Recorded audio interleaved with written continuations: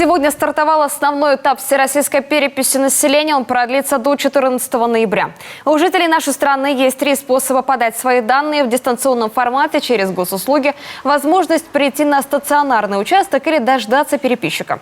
Так, в Ухте сегодня на обходы вышли 209 переписчиков. К ним представлены контролеры. На участке Анны Макаровой работают 6 переписчиков. Есть и взрослые, но очень много у нас задействовано студентов УГТУ, колледжей.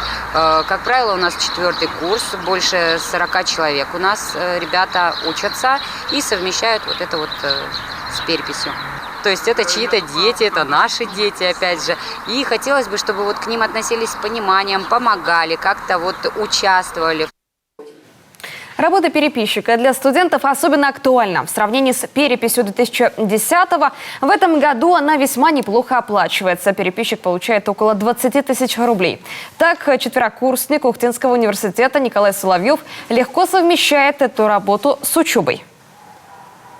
Посещаю сейчас селекции, все пары, и вот просто спокойно после учебы идешь и несколько квартир обошел, и все, и хватит на сегодня.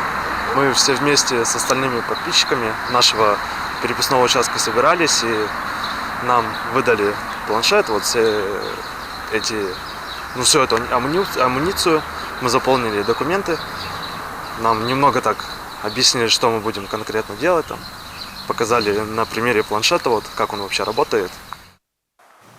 Визит переписчика занимает не более 10 минут. При этом никаких подтверждающих документов ему показывать не нужно.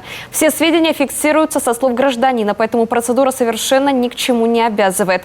А на госуслугах ее можно пройти в еще более усеченном варианте. Такая возможность у граждан есть до 8 ноября. Всем прошедшим перепись на госуслугах выдается QR-код. Его необходимо показать переписчику, чтобы не проходить процедуру лично.